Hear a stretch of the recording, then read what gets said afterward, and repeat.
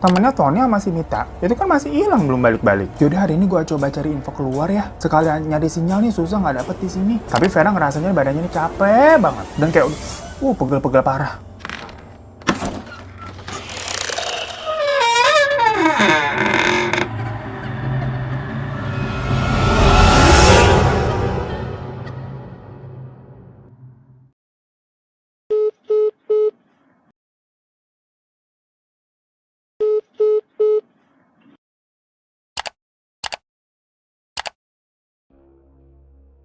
Halo gengs, ini video dari part 2, lanjutan yang part 1 kemarin pastinya ya. Langsung aja nggak usah pakai basa-basi kan, kalian pasti nungguin. Jadi setelah malamnya tuh, Vera kan kayak kesurupan, narik sendirian tuh sampai subuh. Dan ternyata pas pagi, Tony sama Mita juga belum sampai, belum balik-balik. Wah nggak bisa didiemin gini aja nih. Jadinya pada pagi hari itu juga, Ambar langsung inisiatif, numpang mobil orang lain, yang biasanya orang ini tuh kayak ngirim bahan-bahan makanan ke warungnya si Buti. Jadi semacam memang mobil pick up gitu gengs. Dimana si mobil ini memang baliknya tuh dari warungnya Buti ke arah luar desa lah. Cuman memang tidak sampai pusat kota. Tapi at least dari situ. Nanti gampang lah. Ambar yang penting udah nemuin jalan gede dulu. Dia mau naik taksi, mau naik angkot, atau gimana, bisa. Rencananya pokoknya Ambar nih mau ngapor ke kantor polisi yang terdekat untuk minta bantuan. Yang nyariin Tony gimana caranya, kek? Mungkin bisa nge-tracking dari mobil sewaan mereka yang lagi dibawa Tony kemarin. Yaudah akhirnya Ambar nih nebeng nih. Dimana si supir pickup itu namanya Pak Nurdin. Ditanyain dong, dari mana Neng? Ngapain ke situ? Ya Ambar juga bilang, kalau dia mau mengerjakan tugas akhir, soalnya memang dia dengar. Di desa itu tuh tradisi nariknya, terutama tari sintren mau dia angkat masih kental dan masih dipertunjukkan. Pak Nurdin juga kayak nanggepin, oh iya emang si Dara tuh yang nerusin dari dulu. Sebelum itu mah sempat hancur Neng desanya. Gara-gara kalau nggak salah ibu kandungnya tuh buat masalah. Kasihan tuh si Dara dari kecil, udah nanggung tuh jadinya sampai sekarang. Ya Ambar dan denger gitu kayak,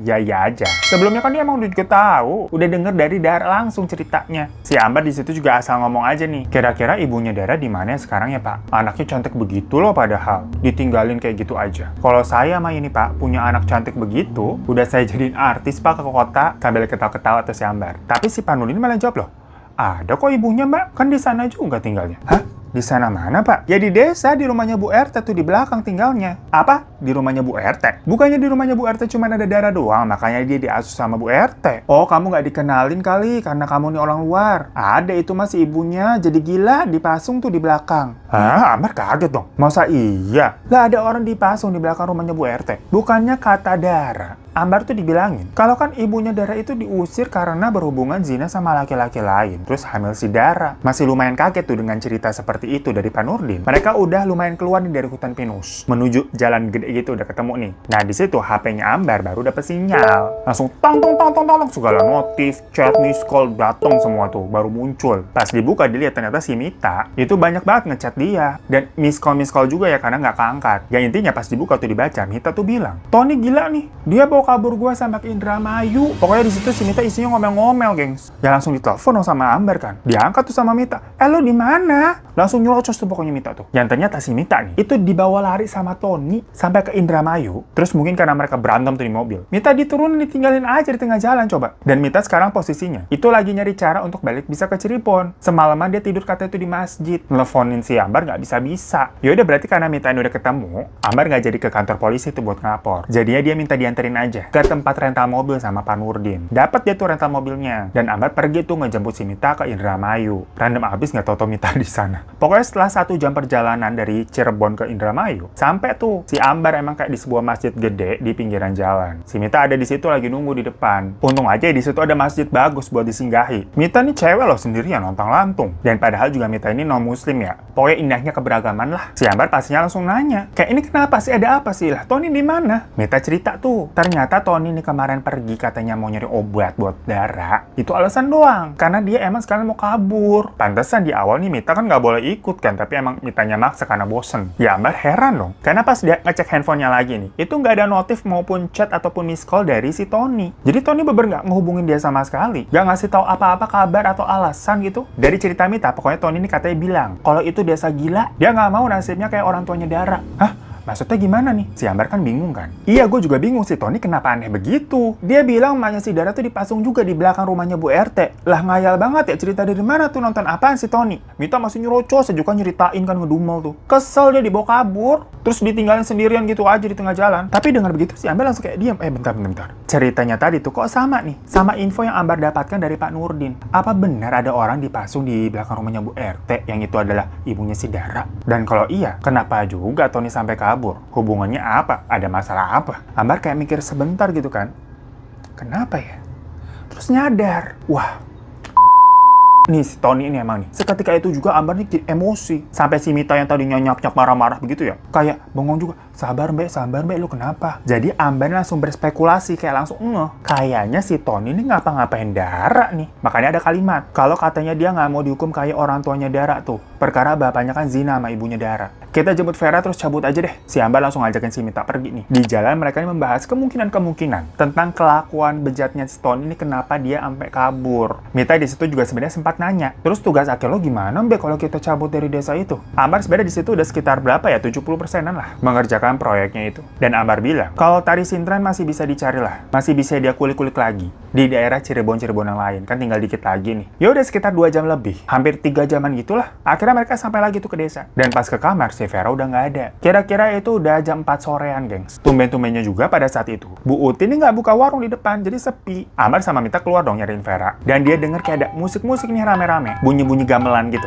Ya arahnya nih kayaknya dari sanggar. Disamperin dong ke sana. Pas sampai terlihat ada Bu RT yang kayak lagi bakar kemenyan, dan orang-orang di situ juga udah pada main musik, gengs. Udah rame pokoknya situasinya. Di tengahnya tuh ada kayak kurungan ayam gede yang ditutupin kain hijau dan dikelilingi orang-orang nih pakai seragam merah gitu dengan kacamata hitam. Nah, orang-orang yang pada keliling ini nih si Ambar kenal karena itu adalah orang-orang yang selama ini latihan bareng sama si Ambar di sanggar. Warga desa situ emang. Bu RT juga kayak menyanyikan sebuah kidung yang kedengarannya kayak sinden, tapi kalimatnya nih Ambar nggak ngerti. Jadi kayak sebuah mantra-mantra gitu, gengs. Sambil ngasepin kurungan ayam yang ada di tengah tadi tuh. Dan pas kurungannya kayak dibuka, ada seorang penari lain pakai baju merah juga sama, pakai kacamata hitam, yang ternyata itu Vera.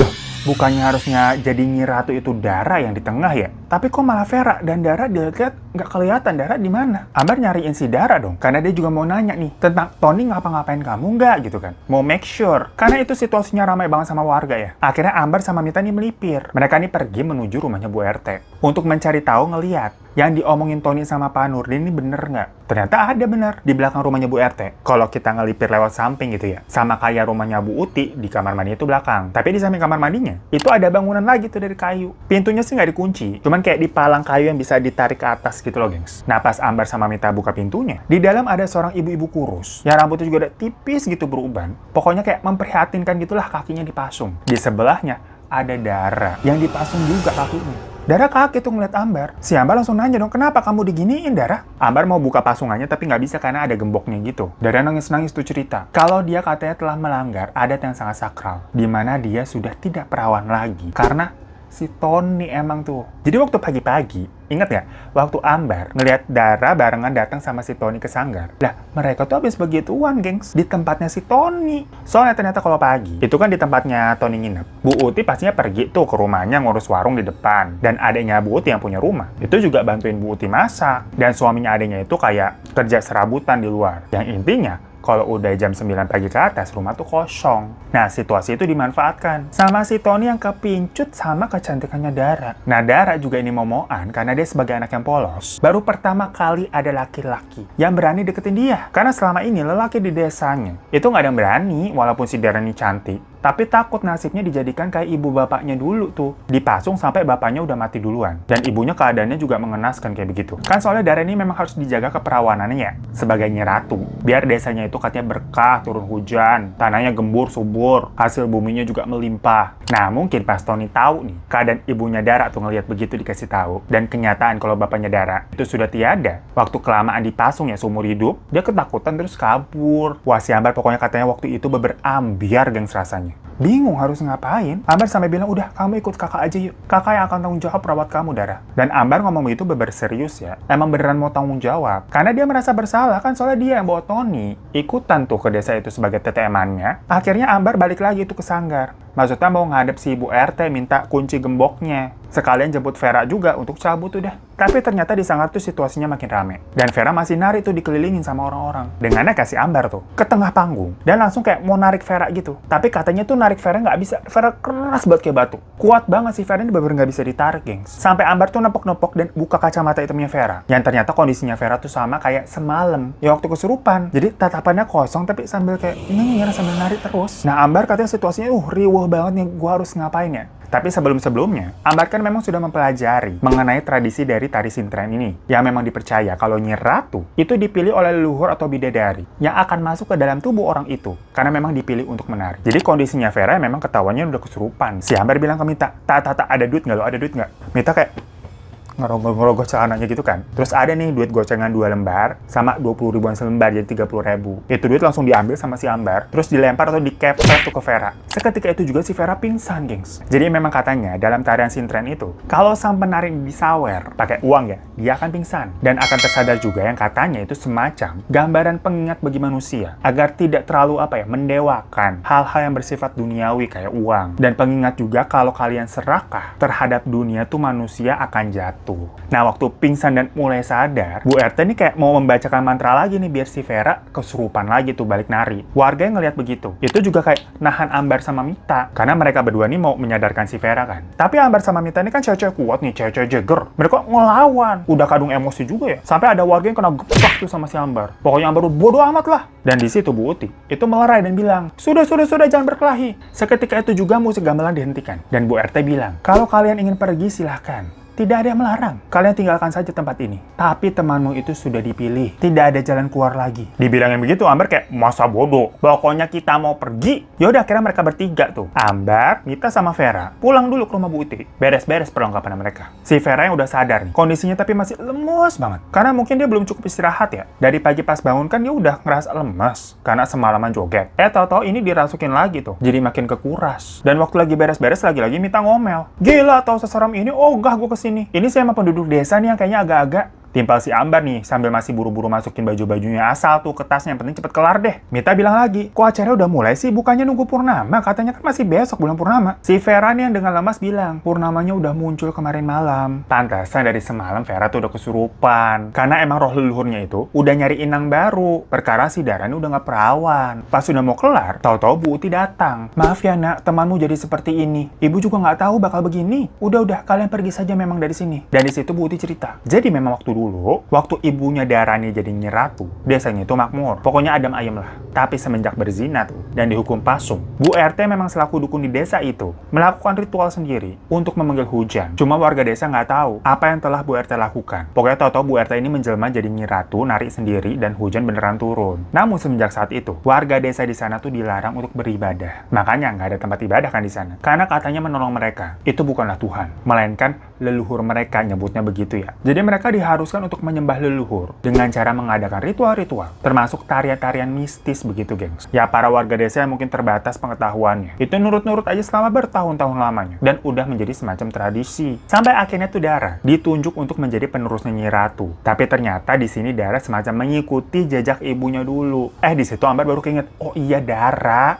masih dipasung itu. Tapi Bu Uti bilang, udah kalian pergi aja dari sini, bawa diri kalian masing-masing. Vera sempat nanya tuh dengan masih lemas, terus desa ini nanti gimana Bu? Bu Uti jawab, ya sudah, mungkin memang orang-orang di desa ini harus dihukum karena dari awal menyembah sesuatu yang salah. Setelah selesai beres-beres, mereka pergi tuh naik mobil, bertiga meninggalkan desa tersebut. Pas udah sampai nih ke pusat kota Cirebon, mereka nyari penginapan kan tuh, karena kondisinya mau pulang dadakan misalkan ke Jakarta. Itu Vera nih, masih lemas banget, kayak butuh istirahat dulu lah paling banter sehari. Nah tadinya Ambar ngotot, tetap mau ngelapor polisi, minimal buat bebasin Dara tuh biar nggak dipasung. Cuma Mita bilang, udah kita ngurusin Vera aja fokus. Jadinya Ambar nggak jadi tuh ngelapor polisi. Makin malam kondisinya Vera ini makin demam, makin panas, gengs. Sama Mita udah dikompres, udah dikasih paracetamol, tetap nggak membaik. Karena takut kenapa-napa ya, diantarlah si Vera nih ke dokter. Dan kata dokter, ya memang demam aja, karena dehidrasi juga, dan mahnya nih naik. Ya kalau diinget-inget ya emang bener sih. Vera nih nggak tahu makannya bener apa nggak. Lah waktu dari malam kesurupan sampai subuh, terus ditinggal si Ambar pergi nyariin Mita, kan kayaknya emang Vera nih nggak dikasih makan apa gimana. Pokoknya balik-balik mereka tahu-tahu taunya si Vera udah narik tuh di sanggar. Yaudah Vera tuh akhirnya diinfus tuh di IGD. Ambar nelpon juga tuh ke keluarganya Vera. Ngasih tahu kan kondisinya Vera lagi di rumah sakit lemes karena telat makan bilangnya. Pas lagi nelpon gitu nih si Ambar nih posisinya kan lagi di luar ruangan. Tahu-tahu si Mita itu lari. Kayak, Mbak, Vera kesurupan lagi, Mbak. Waktu dicek ke dalam, ya Veranya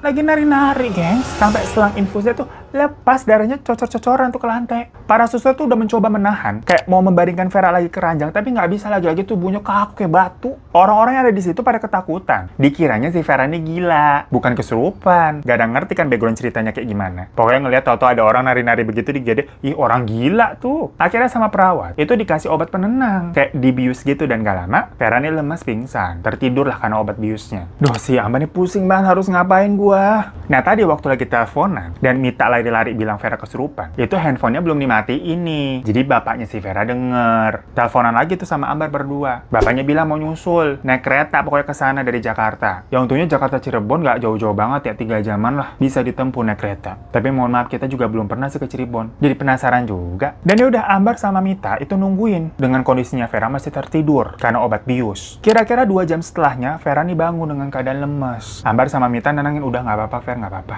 Bapak kamu mau nyusul ke sini, jemput kita semua untuk pulang. Vera denger gitu kayak ngangguk aja. Untuk ngomong kayak udah nggak ada tenaga dia. Dan itu kondisinya udah malam ya, gengs. Kan tadi dari desa aja mereka tuh cabutnya. Abis maghrib lah kira-kira. Dan bapaknya Vera tuh naik kereta. Yang jam 10 malam untung masih dapet. Kereta terakhir tuh dan sampai Cirebon. Itu kira-kira jam 1:30 pagi. Datang ke rumah sakit panik. Singkat cerita, pokoknya mereka semua dari rumah sakit. Itu sampai pagi nungguin sampai jam 9. Dan pas dilihat si Vera ini kondisinya udah mulai membaik, mereka memutuskan untuk pulang ke Jakarta. Pulang deh tuh. Sampai Jakarta sekitar jam 1-an siang lah pokoknya. Udah nih balik ke rumah masing-masing. Ambar masih mencoba untuk kontak si Tony, tapi HP-nya Tony masih mati, nggak bisa dihubungin. Ambar masih mencerna dan masih bersyukur juga sih dia. Kayak alhamdulillah teman-temannya bisa balik, dan dia juga selamat nih udah pada ke rumah masing-masing. Ya udah Ambar bersih-bersih terus tidur, capek banget kan dia. Bangun-bangun dia ngeliat jam udah jam 7 malam, tapi badan terasa segar gitu. Udah ke recharge lah. Pas ngecek HP, notif chat sama miss call-nya banyak banget. Si Mita nih ngechat, kalau bapaknya Vera nanyain lo, angkat telepon dong. Ya mungkin sama ketiduran kebok gitu ya, nggak denger apa-apa saking capeknya. Pas dilihat emang banyak tuh miss call-an dari nomor bapaknya Vera. Ya udah langsung ditelepon balik dong sama Ambar. Di situ bapaknya Vera nanyain sebenarnya ada apa. Karena si Vera ternyata sempat kesurupan lagi di rumah dari jam 5 sore sampai maghrib. Tapi sekarang udah ditangani sama Ustadz di rumahnya. Ya udah aku kesana ya Om sekarang ya. Aku ceritain langsung aja kata si Ambar gitu kan. Buru-buru cuci muka lu langsung pergi tuh ke rumahnya si Vera. Ya udah di situ Ambar nyeritain semua-muanya. Mulai dari tentang awalnya dia kenapa ke desa itu,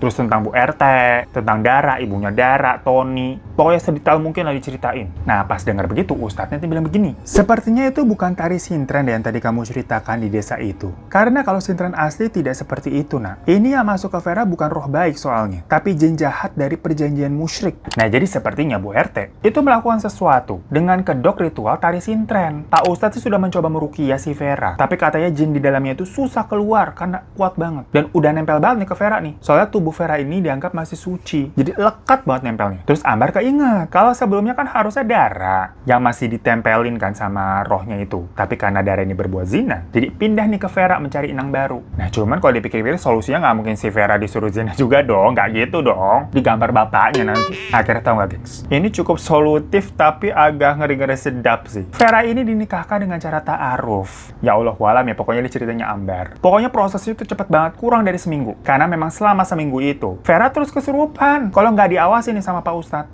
Jadi kesurupan dibacain pingsan, bangun lagi kesurupan dibacain pingsan gitu terus. Sampai lemes nggak bisa makan ya, khawatir dong orang tuanya. Dan kata Ustadznya bisa-bisa si Vera ini masih 40 hari ke depan akan kayak gini terus, akan nari terus tuh kesurupan. Selama si jin di dalamnya itu bisa merasa puas. Makanya buru-buru aja lah dinikahin secara ta'aruf. Sama memang kenalan bapaknya, yang mana hal itu bisa membuat si Vera ini jadi nggak memenuhi kualifikasi. Udah nggak single dan perawan lagi. Sampai pas paginya setelah menikah, udah resmi jadi istri nih, Vera berbalik sadar. Ini kocak campur agak serem sih. Waktu sadar kan tuh, dibilangin, Ver, kamu udah dinikahin ya sama suami kamu sekarang nih. Ada namanya Ikhwan. Vera pas ngeliat kayak, iya nggak apa-apa ganteng. Vera suka gitu katanya. Lah untung cocok ya. Dan Ikhwan ini untungnya lagi emang baik. Jadinya katanya mereka masih langgeng sampai sekarang udah punya 2 orang anak. Ya kalau misalkan aja nih plot twistnya, si Ikhwan nggak baik tuh bagaimana ceritanya? Ya pokoknya setelah itu, Ambar, Mita, dan Vera itu udah hidup seperti biasa lagi ya. Dan setelah itu Ambar ini ngelarin tugas akhirnya. Dia tetap mendalami tari sintren yang asli dari daerah Cirebon, tapi dipelajari dari daerah yang desa desa lain ya. Akhirnya pokoknya dia datang lagi memang ke Cirebon tuh si Ambar. Dan si Ambar juga mendapati fakta kalau ternyata tarian asli tuh nggak begitu memang seharusnya. Karena yang asli ada badaknya.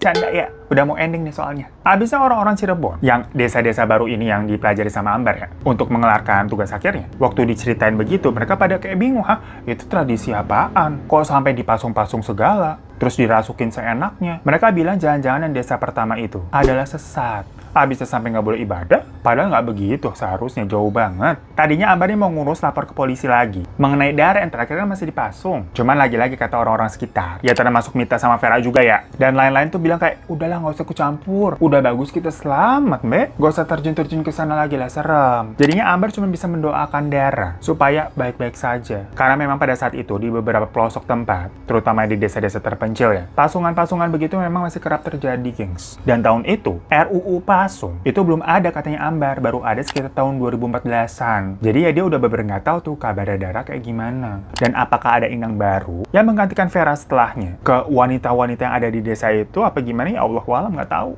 Sementara Tony selama itu juga berblash hilang. Nah, Ambar baru tahu nih kabarnya. Itu baru-baru ini malah. Kayak di tahun 2019 kemarin. Soalnya kayak iseng nih ngeliat di Facebook. Ada si Tony dilihat udah berkeluarga juga sekarang, tapi bukan sama Dara. Ya udahlah, nggak mau ngikut-ngikut masa lalu. Intinya Ambar tuh pada akhirnya tetap melakukan tugas akhir dengan membawakan tari sintren. Tapi ini tari sintren yang bener ya, bukan yang sesat. So itu guys cerita dari Ambar yang ambiar banget. Sampai 2 part ini ya Allah. Habisnya panjang banget itu juga aslinya ceritanya. Kita bingung kalau mau dikurang-kurangin takutnya ada yang nggak disampaikan gitu, kurang seru. Cuma ya pecah banget ya. Kayak ini masuk ke suatu desa dan mempelajari tarian tradisi yang salah. Versi error gengs. Untungnya semua bisa kembali selamat ya. Walaupun yang nggak tahu nasibnya Dara bagaimana. Jujur kita juga penasaran. Sayang banget kan katanya abisnya cantik banget tuh anaknya. Harusnya bisa jadi artis cuma ya lagi-lagi Allahualam lah ya. Thank you buat Ambar udah share-share ceritanya. Dan buat kalian yang mau share-share cerita juga, boleh langsung email ke sini. Makasih ya udah ngikutin ya sampai part 2. Sampai jumpa lagi kita di teman cerita selanjutnya. Assalamualaikum.